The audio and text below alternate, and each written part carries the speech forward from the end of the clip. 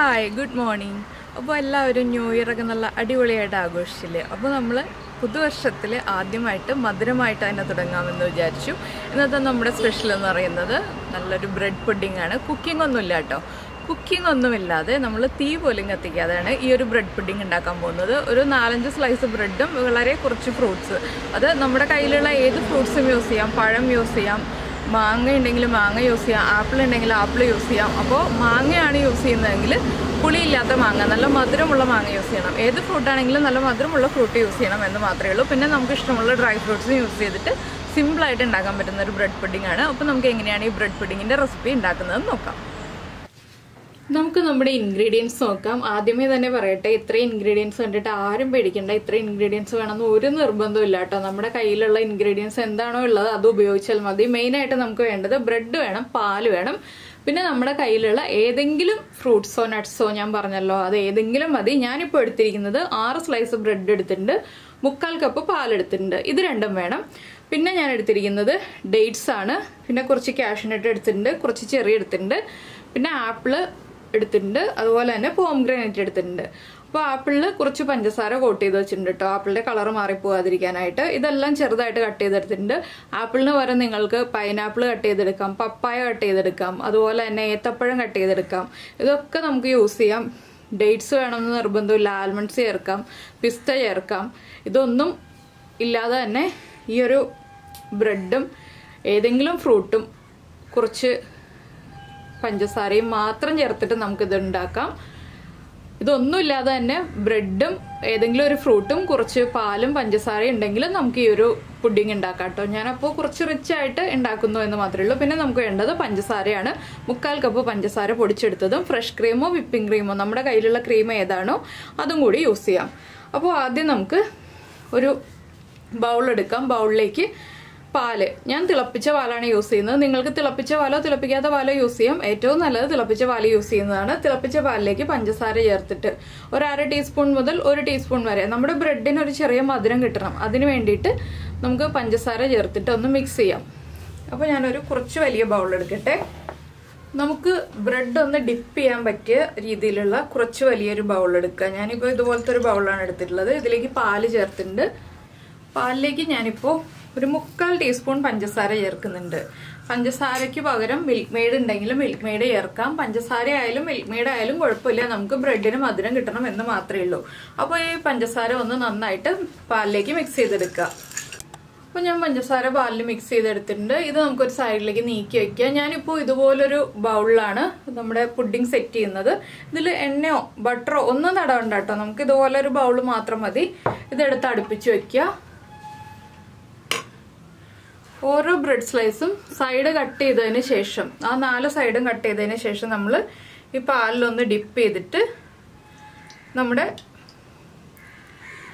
ഈ പുഡിംഗ് ട്രേയിലേക്ക് വെച്ചു കൊടുക്കുക. സൈഡൊക്കെ ഫില്ലായിരിക്കാൻ പാകത്തിന് നമ്മൾ ബ്രെഡ് സ്ലൈസ് എടുക്കണം കേട്ടോ. അപ്പോൾ ഞാൻ കൂടുതൽ എടുത്തത് എന്താണെന്ന് വെച്ചാൽ സൈഡ് ചെറിയ ഗ്യാപ്പ് ഉണ്ട്, അതൊന്ന് ഫില്ല് ചെയ്ത് കൊടുക്കണം നമുക്ക്. അതിന് വേണ്ടിയിട്ടാണ് നമ്മൾ 6 ബ്രെഡ് സ്ലൈസ് എടുത്തിരിക്കുന്നത്. ഇതുപോലെ വെച്ചതിന് ശേഷം ഈ സൈഡിൽ നമ്മൾ ചെറുതായിട്ട് കട്ട് ചെയ്ത പീസ് വെച്ചു കൊടുക്കണം. അപ്പോൾ നമ്മളിതാ ബ്രെഡ് സൈഡൊക്കെ കറക്റ്റ് കട്ട് ചെയ്ത് വേറെ പീസൊക്കെ വെച്ച് ഫില്ല് ചെയ്ത് വെച്ചു. എല്ലാ പീസും നന്നായിട്ട് പാലിൽ സോക്ക് ചെയ്തിട്ട് വയ്ക്കുക. ഇനി നമ്മൾ ഇതിന്റെ മുകളിലേക്ക് ഇട്ട് കൊടുക്കാൻ പോകുന്നത്, നമുക്ക് ഇഷ്ടമുള്ള പോലെ ഇടാം കേട്ടോ. ഞാൻ ഇടുന്ന പോലെ തന്നെ ഇട്ട് കൊടുക്കണം എന്നൊന്നുമില്ല. കുറച്ച് കാഷ്യൂനട്ട്, നമുക്ക് ഇടയ്ക്ക് കടിക്കാൻ കിട്ടാനാണ് ഇതുപോലെ ഓരോന്നും ആഡ് ചെയ്ത് കൊടുക്കുന്നത്.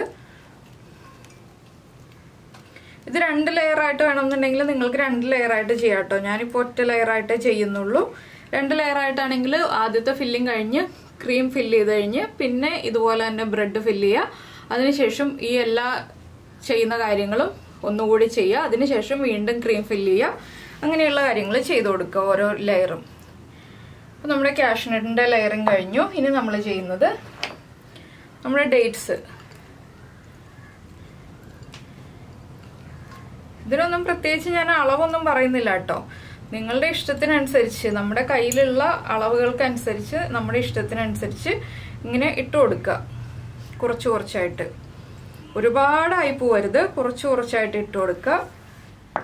പിന്നെ നമ്മൾ ഇട്ട് കൊടുക്കാൻ പോകുന്നത് ആപ്പിളാണ്. ആപ്പിള് നമ്മൾ എപ്പോഴും കട്ട് ചെയ്തിട്ട് പഞ്ചസാര ഒന്ന് കോട്ട് ചെയ്തിട്ട് ഇട്ട് കൊടുക്കുക. ഇല്ലെങ്കിൽ കോട്ട് ചെയ്തിട്ട് വെച്ച് കൊടുക്കുക കേട്ടോ. അല്ലാന്ന് വെച്ചിട്ടുണ്ടെങ്കിൽ പഞ്ചസാരയിൽ കോട്ട് ചെയ്തില്ലെങ്കിൽ ആപ്പിളിന്റെ കളർ മാറും. ആപ്പിൾ ചേർക്കുമ്പോൾ കുറച്ച് അധികം ചേർക്കുക. എന്താണെന്ന് വെച്ചാൽ ഫ്രൂട്ട്സ് ആണ് നമ്മൾ ചേർക്കുന്നതെങ്കിൽ കുറച്ച് അധികം ചേർക്കുക കേട്ടോ. അപ്പോൾ മാമ്പഴമാണ് ചേർക്കുന്നതെങ്കിലും പൈനാപ്പിളാണ് ചേർക്കുന്നതെങ്കിലും കുറച്ച് അധികം ചേർക്കുക. ഫ്രൂട്ട്സ് നമ്മൾ ഇനി ഇതിന്റെ മുകളിലത്തെ ലെയറിൽ ഡെക്കറേറ്റ് ചെയ്യുന്നില്ല, അതുകൊണ്ടാണ് ഞാൻ ഫ്രൂട്ട്സ് കുറച്ച് അധികം ചേർക്കാന്ന് പറഞ്ഞത്. അപ്പോൾ ഞാൻ ഈ ആപ്പിൾ മുഴുവനും, ഒരു ആപ്പിളിന്റെ 1/4 ഭാഗമാണ് ഞാൻ എടുത്തിട്ടുള്ളത്, അത് മുഴുവനും ചേർത്ത് കൊടുക്കുകയാണ്. ഇനി നമ്മൾ ഇട്ട് കൊടുക്കുന്നത് ചെറിയാണ്. ചെറിയ ഞാൻ മുഴുവനെ തന്നെ ഇപ്പോൾ ഇട്ട് കൊടുക്കുകയാണ് കേട്ടോ. എന്താണെന്ന് വെച്ചാൽ ചെറിയ ഞാൻ ഗാർണിഷ് ചെയ്യാനായിട്ട് യൂസ് ചെയ്യുന്നില്ല. ചെറിയ ഇങ്ങനെ ഇതിന്റെ ഉൾഭാഗത്ത് മാത്രമേ ഇട്ട് കൊടുക്കുന്നുള്ളൂ. അപ്പോൾ മാമ്പഴമൊക്കെ ഉണ്ടെന്നുണ്ടെങ്കിൽ അല്ലെങ്കിൽ പൈനാപ്പിളൊക്കെ ഉണ്ടെന്നുണ്ടെങ്കിൽ നമുക്കൊരു കളർ ചേഞ്ച് ആയിട്ട് കിട്ടും, പല കളറിൽ കിട്ടും. അപ്പോൾ എനിക്ക് മാമ്പഴത്തിന്റെ സീസൺ അല്ലാത്തതുകൊണ്ട് മാമ്പഴം കിട്ടിയില്ല കേട്ടോ. അതുകൊണ്ടാണ് ഞാൻ ആപ്പിളും ഇതുപോലെ ഡ്രൈ ഫ്രൂട്ട്സും എല്ലാം മിക്സ് ചെയ്ത് യൂസ് ചെയ്യുന്നത്. ഇനി നമ്മുടെ മെയിൻ അട്രാക്ഷൻ നമ്മുടെ പോംഗ്രനേറ്റ് ആണ് ചേർക്കുന്നത്. പോംഗ്രനേറ്റ് കുറച്ച് അധികം ചേർക്കുന്നുണ്ട്. പോംഗ്രനേറ്റ് വരുമ്പോൾ തന്നെ പ്രത്യേക ഒരു ഭംഗിയാണല്ലേ. അപ്പോൾ പോംഗ്രനേറ്റും ചേർത്തിട്ട് നമുക്കിതൊന്ന് ഫ്രിഡ്ജിൽ വെച്ച് ഒന്ന് തണുപ്പിച്ചെടുക്കണം. ഈ സമയത്ത് നമ്മുടെ ഫ്രഷ് ക്രീം നമുക്ക്, അല്ലെങ്കിൽ വിപ്പിംഗ് ക്രീം, ഞാനിപ്പോൾ ഫ്രഷ് ക്രീമാണ് എടുത്തിട്ടുള്ളത്. വിപ്പിംഗ് ക്രീമോ ഫ്രഷ് ക്രീമോ ഏതാണെങ്കിലും എടുക്കാം. ഞാനിപ്പോൾ ഒന്ന് വിപ്പ് ചെയ്തെടുക്കാൻ പോവാണ്. അപ്പോൾ ഇത് ഞാനൊന്ന് ഫ്രിഡ്ജിൽ കൊണ്ട് വെക്കട്ടെ. ഇത് ഫ്രിഡ്ജിൽ വെക്കുമ്പോൾ നമ്മളൊരു ക്ലിംഗ് ഫിലിം വെച്ചിട്ടൊന്ന് കവർ ചെയ്ത് വെക്കാട്ടോ. നമ്മുടെ ഫ്രിഡ്ജിൽ കറികളൊക്കെ ഉണ്ടെന്നുണ്ടെങ്കിൽ, കറികളോ എന്തെങ്കിലും സവോള എന്തെങ്കിലുമൊക്കെ ഉണ്ടെന്നുണ്ടെങ്കിൽ, ഒന്ന് ഉള്ളിയൊക്കെ പൊടിച്ച് വെച്ചതൊക്കെ ഉണ്ടെന്നുണ്ടെങ്കിൽ നമ്മളൊന്ന് ക്ലിംഗ് ഫിലിം വെച്ചിട്ടൊന്ന് കവർ ചെയ്ത് വെക്കുകയാണെന്നുണ്ടെങ്കിൽ ഇതിലേക്ക് വേറെ സ്മെല്ലുകളൊന്നും പിടിക്കാതിരിക്കും. എൻ്റെ ഫ്രിഡ്ജിൽ ഇപ്പോൾ കറികളൊന്നുമില്ല, അതുകൊണ്ട് ഞാനിപ്പോൾ ഇതുപോലെ തന്നെ വെക്കുകയാണ്. പക്ഷെ നമ്മൾ ക്രീമൊക്കെ ചെയ്ത് എല്ലാം കഴിഞ്ഞിട്ട് ഫിനിഷ് ചെയ്ത് വെക്കുമ്പോൾ ക്ലിംഗ് ഫിലിം വെച്ച് കവർ ചെയ്തിട്ട് തന്നെ വെക്കുക. ഫ്രീസറിൽ വെക്കരുത്, ഫ്രിഡ്ജിന്റെ താഴെ തട്ടിൽ വെച്ചാൽ മതി. അപ്പോൾ ഞാൻ ഇത് വെച്ചിട്ട് ഇനി നമുക്ക് വിപ്പിംഗ് ക്രീം എടുത്ത് അല്ലെങ്കിൽ ഫ്രഷ് ക്രീം എടുത്തിട്ട് വരാം. അപ്പോൾ ഞാൻ ഫ്രഷ് ക്രീം എടുത്തിട്ട് വരട്ടെ, നമുക്ക് വിപ്പ് ചെയ്യാം. അപ്പോൾ നമ്മളൊരു 300 ml ഫ്രഷ് ക്രീം എടുത്തിട്ടുണ്ട്. ഇതൊന്ന് ബീറ്റ് ചെയ്തെടുക്കാം. ഒരുപാട് തിക്ക് ആവണ്ട കേട്ടോ. ഇതൊന്ന് മിക്സ് ചെയ്തിട്ട് നമുക്ക് ഇതിലേക്ക് പഞ്ചസാര പൊടിച്ചതും കൂടി ചേർത്ത് കൊടുക്കാം. 1/4 കപ്പാണ് ഞാൻ പഞ്ചസാര പൊടിച്ചു വെച്ചിരിക്കുന്നത്. 2 പ്രാവശ്യമായിട്ട് നമുക്ക് പഞ്ചസാര പൊടിച്ചത് മിക്സ് ചെയ്യാം. ഒന്ന് ആദ്യം മിക്സ് ചെയ്തതിന് ശേഷം നമുക്ക് ബാക്കിയുള്ളതും കൂടി ആഡ് ചെയ്യാം. ആദ്യമേ തന്നെ നമ്മൾ മുഴുവനും മിക്സ് ചെയ്തിട്ടുണ്ടെങ്കിൽ പറക്കും. ഇതുപോലെ ഒന്ന് ഇളക്കി കൊടുത്തിട്ട് മിക്സ് ചെയ്യുകയാണെങ്കിൽ പറക്കാതിരിക്കും. പിന്നെ നമുക്ക് ഇതിലേക്ക് വാനില എസൻസ് ചേർക്കണം, ഒരു 1/4 ടീസ്പൂൺ. അപ്പോൾ ഇതൊന്ന് മിക്സ് ആയി വരുമ്പോൾ നമുക്ക് വാനില എസൻസും കൂടി ചേർത്ത് കൊടുക്കാം. അപ്പോൾ ഇനി നമുക്ക് ബാക്കിയുള്ള പഞ്ചസാര പൊടിച്ചതും കൂടി ചേർക്കാം. പഞ്ചസാരയൊക്കെ നിങ്ങളുടെ മധുരത്തിനനുസരിച്ച് വ്യത്യാസം വരുത്താട്ടോ. ഞാനിപ്പോൾ 1/4 കപ്പ് പഞ്ചസാര പൊടിച്ചെടുത്തു എന്നേ ഉള്ളൂ. നിങ്ങൾക്ക് 1/2 കപ്പ് മതിയെങ്കിൽ 1/2 കപ്പ് ചേർക്കാം, 1 കപ്പ് വേണമെങ്കിൽ 1 കപ്പ് ചേർക്കാം. ഇനി ഇതിലേക്ക് ഒരു 1/4 ടീസ്പൂൺ വാനില എസൻസും കൂടി നമുക്ക് ചേർത്ത് കൊടുക്കാം. ഇനി നന്നായിട്ടൊന്ന് ബീറ്റ് ചെയ്തെടുക്കുക. സ്ലോ സ്പീഡിൽ ബീറ്റ് ചെയ്ത് തുടങ്ങുക. അതിനുശേഷം മീഡിയം സ്പീഡിലിട്ട് ബീറ്റ് ചെയ്ത് ഒരു മീഡിയം തിക്നെസ് ആവുന്ന രീതിയിൽ ബീറ്റ് ചെയ്തെടുക്കുക. അപ്പോൾ എപ്പോഴും ശ്രദ്ധിക്കുക, നമ്മുടെ വിപ്പിംഗ് ക്രീം ആണെങ്കിലും ഫ്രഷ് ക്രീം ആണെങ്കിലും ഫ്രീസറിൽ വെച്ച് നന്നായിട്ട് തണുപ്പിച്ചതിന് ശേഷം മാത്രം നമ്മൾ ബീറ്റ് ചെയ്തെടുക്കുക കേട്ടോ. തണുപ്പില്ലാതെ റൂം ടെമ്പറേച്ചറിലുള്ള രീതിയിൽ നമ്മൾ ഒരിക്കലും ഫ്രഷ് ക്രീമോ വിപ്പിംഗ് ക്രീമോ ബീറ്റ് ചെയ്തെടുത്തിട്ടുണ്ടെങ്കിൽ പെർഫെക്റ്റ് ആവില്ല. എപ്പോഴും തണുപ്പിച്ചതിന് ശേഷം മാത്രം ബീറ്റ് ചെയ്ത് തുടങ്ങുക. അപ്പോൾ നമ്മുടെ ക്രീം ഈ ഒരു കൺസിസ്റ്റൻസിയിൽ റെഡി ആയിട്ടുണ്ട്. ഒരുപാട് തിക്കായിട്ടില്ല, ഒരുപാട് ലൂസ് ആയിട്ടല്ല. നമുക്ക് നമ്മുടെ ഫ്രൂട്ട്സിന്റെ ഒക്കെ മുകളിൽ ഒഴിച്ചു കൊടുക്കാൻ പാകത്തിൽ റെഡി ആക്കിയിട്ടുണ്ട്. ഇനി നമുക്ക് ഇത് നമ്മുടെ ഫ്രൂട്ട്സിന്റെ നമ്മൾ സെറ്റ് ചെയ്ത് വെച്ചിരിക്കുന്ന ബൗളില്ലേ അതിലേക്ക് ഒഴിച്ചു കൊടുക്കാം. അപ്പോൾ ഞാൻ എപ്പോഴും ക്രീം വിപ്പ് ചെയ്തെടുക്കുന്നത് എങ്ങനെയാണെന്ന് വെച്ചിട്ടുണ്ടെങ്കിൽ ഒരു പാത്രത്തിൽ ഐസ് ക്യൂബ്സ് ഇട്ടിട്ട്, ഇത് കണ്ടോ, ഐസ് ക്യൂബ്സ് ഇട്ടിട്ട് അതിന്റെ മുകളിലാണ് നമ്മൾ ബൗൾ വെച്ചിട്ട് ആ ബൗളിലാണ് ക്രീം ഒഴിച്ചിട്ട് വിപ്പ് ചെയ്തെടുക്കുന്നത്. ഇത് നിങ്ങൾക്ക് ഒരു ടിപ്പ് പറഞ്ഞു തന്നേ ഉള്ളൂ. ഏറ്റവും ഈസി ആയിട്ട് ക്രീം വിപ്പ് ചെയ്ത് ക്രീം ചൂടാതെ എടുക്കുന്നത് ഇങ്ങനെയാണ്. ഇനി നമുക്ക് ഈ ഒരു ക്രീം ഇതിന് മുകളിലേക്ക് പതുക്കെ ഒഴിച്ചു കൊടുക്കാം. ഇതുപോലെ ഇങ്ങനെ വീഴുന്ന പാകത്തിലായിരിക്കണം നമ്മൾ വിപ്പ് ചെയ്തെടുക്കേണ്ടത്. ഫുള്ളായിട്ട് കവർ ചെയ്ത് നിൽക്കണം. അപ്പോൾ മധുരമൊക്കെ ചെക്ക് ചെയ്യാം. മധുരം കുറവാണെന്നുണ്ടെങ്കിൽ നിങ്ങൾ ക്രീമിന്റെ മധുരം കൂടുതൽ പഞ്ചസാര ആഡ് ചെയ്ത് കൂട്ടുക കേട്ടോ. അത് കൂട്ടിയതിന് ശേഷം മാത്രം ക്രീം ഒഴിച്ചു കൊടുക്കാൻ പാടുള്ളൂ. ഇനി നമ്മളിതൊരു 1/2 മണിക്കൂർ ഫ്രീസറിൽ സെറ്റ് ചെയ്യാൻ വയ്ക്കുക. അതിനുശേഷം നമുക്ക് ബാക്കി ഗാർണിഷിങ് ചെയ്യാം. അരമണിക്കൂർ ഫ്രീസറിൽ വെച്ച് സെറ്റ് ചെയ്യണം. ഇനി ഞാനിത് ഫ്രീസറിലേക്ക് വെക്കട്ടെ. അതിനുശേഷം നമുക്ക് ബാക്കി ഗാർണിഷിങ് ചെയ്യാം.